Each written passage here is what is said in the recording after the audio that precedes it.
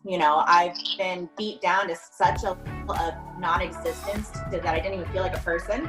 I wasn't allowed to sleep in the bed without makeup on, kind of thing. Wow. It was a very vain, kind of unbalanced, messed up kind of world. And I knew that at some point I needed to get out. It was just a matter of how. Hey, I'm Louis the Laser Guy, and welcome to my podcast, Pursue Your Passion. Join me on my journey as we discover how estheticians, nurses, physicians, and complete career changers are living their passion in this booming billion-dollar medical aesthetics industry.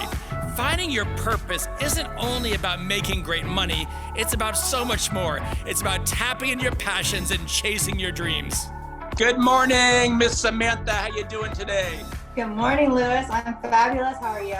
Good. I haven't seen you in 4 years, maybe? 4 years. It was 2016. Yeah, 4 years.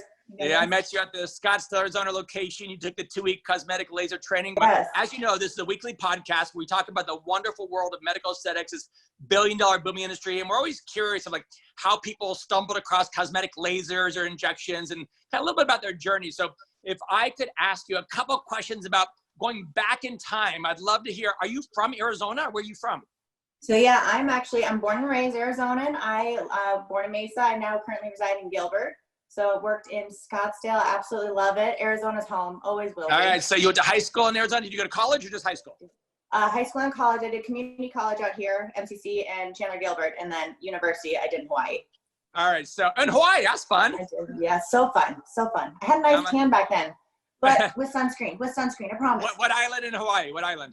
I was on Oahu, Very Honolulu close. area, yeah. Very close. So after college, what was the first job in the real world? First job in the back in the mainland, I worked at European Wax Center, actually, and that's what got me kind of intrigued on the world of just aesthetics. And I'm like, oh, I didn't know that was part of the beauty and all that stuff. Were you an esthetician or you just jumped into waxing? I just jumped in because I knew eventually I wanted to lead into aesthetics. I wanted to get my foot in the door, and I did the door, worked the door. I did the booking, all the computer work. And let me tell you, respect for those girls. And I've never worked so fast at a computer in my life than I did at that European Wax Center. It was insane. Okay, going back 4 years, your experience at National Laser Institute. What do you remember about your experience at the 2-week program? Oh my gosh, just honestly, how amazing the class was. It didn't feel like school. All the educators were just so amazing. Just everybody. I can't even name drop everybody because I'm going to probably forget some and I don't want to forget. So I'm just going to say everybody because literally I don't have any bad thing to say. My classmates, we all clicked. We all meshed so well together. It just felt like hanging out and learning with your girlfriends. It was so fun to be around beautiful nerds. You know what I mean?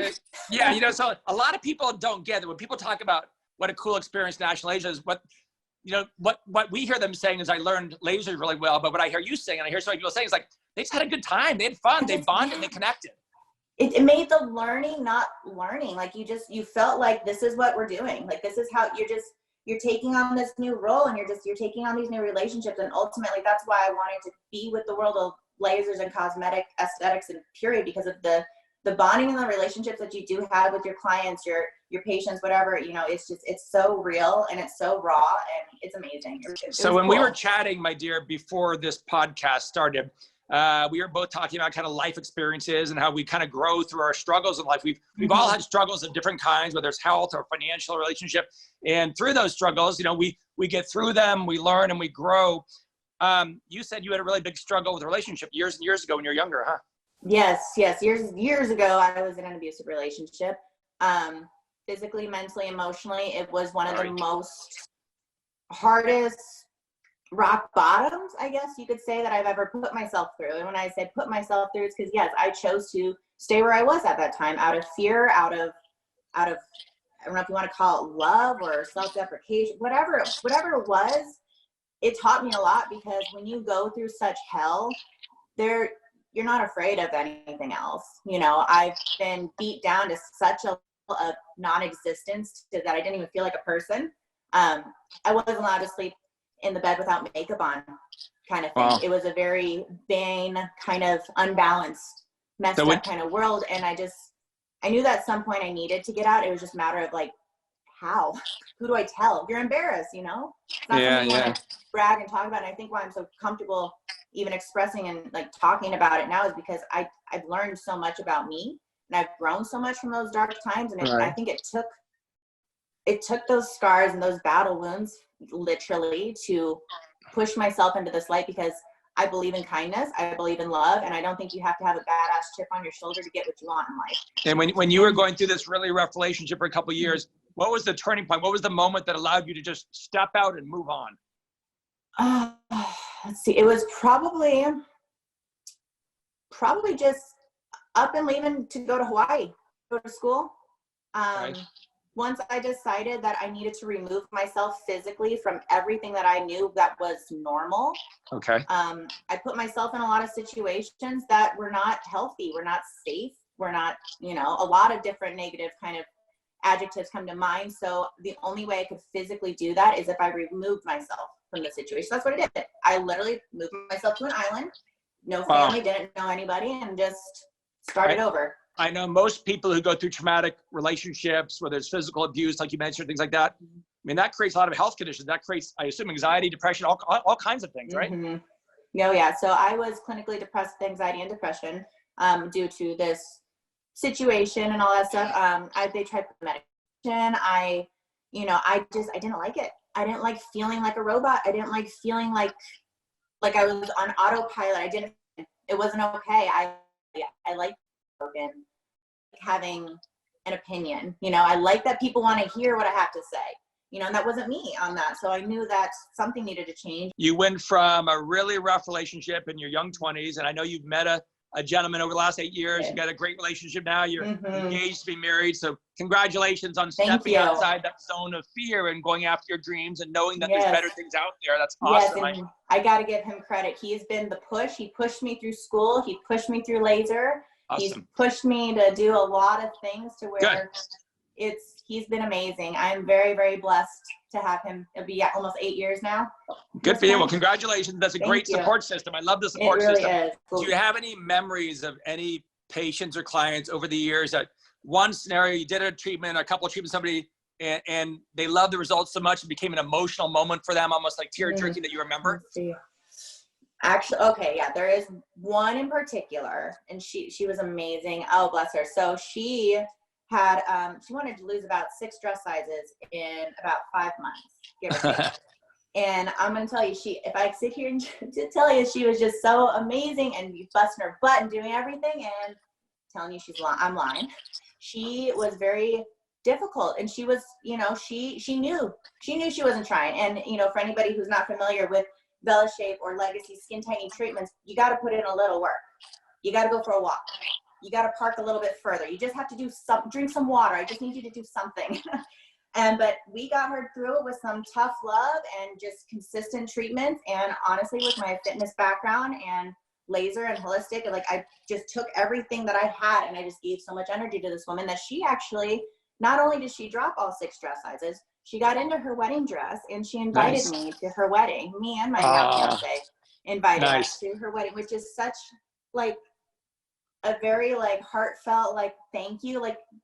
First, just in that short period of time, I changed her life in such a way that she wanted me to be a part of her memory forever. That's pretty cool. Yeah. Love it. And I love what you said, because it's all about growing and becoming the best version of ourselves, finding our passions, finding our dreams, even though we're scared to death, jumping in, knowing we're going to stumble, we're going to fall, we're going to make mistakes. But through that process, through that struggle, whether it's a relationship struggle or a health struggle or a job struggle, through that struggle, we learn, we grow, and we become empowered, and we become confident, and it feels amazing. Trust your gut. Trust that you put yourself in a safe space to know that once you take that fear or jump, it's going to be so much more beautiful than you ever could have imagined. Buying the house, having babies, because let me tell you, I peed on 4 sticks, 4 different brands to make sure that nobody peed on the other ones that said pregnant, because I was terrified.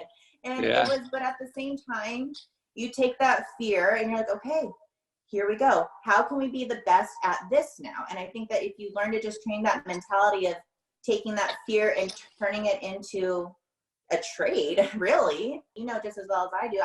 I've met so many crazy clients with their divorces or their cheating husbands or spouses, or their kids hate them, or their kids you meet so many different walks of life that it really makes you check into like, okay, shit could be worse.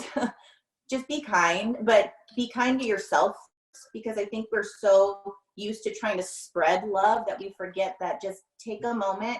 If you need to take that 20-minute bath, take that 20-minute bath and don't apologize. Like, don't apologize. Quit apologizing. Okay. Well, I'm going to take your advice. I'm going to be kind to my little golden doodle here. His name's Laser. Isn't he cute? And he's so sweet. I was like, oh, just a little cutie, but yeah, he's only 2 years old, but he just jumped on my lap. He said, Dad, you can't do a podcast without me. But I'm here. Hello. The cuteness has survived. Yeah. I know. Kids and dogs are like, what about me? What about me? Right? Right. I know. That's why I had to quarantine, like literally quarantine. I had to hide from my daughter. My sister has her right now, so she's safe. She'd be like, hello, I'm here. She's such a little ham. I love it. Kids are amazing. Well, I love your story. I love your story. And even though you've gone through some rough times in your life, I love how you got through them. You bounced back. You kept trying to be a better version of yourself. You got into fitness. You did some therapy. You met a new great guy. You're moving and grooving, knowing that it's all about today and tomorrow. Yesterday doesn't matter. We're on this journey to be a better version of ourselves. So I'm grateful I met you 4 years ago. Let's stay in touch as the years go on. And I wish you the best of luck in this crazy industry. Thank you. You as well. Thank you again. And I seriously love the experience. It was life-changing, to say the least. All right. Thank you. Thank you. Thank you for listening to the Pursue Your Passion podcast. Are you interested in learning more about the medical aesthetics industry? Well, feel free to visit us online at nationallaserinstitute.com or connect with us on Facebook or Instagram. I'm Louis the Laser Guy, and we'll see you next week.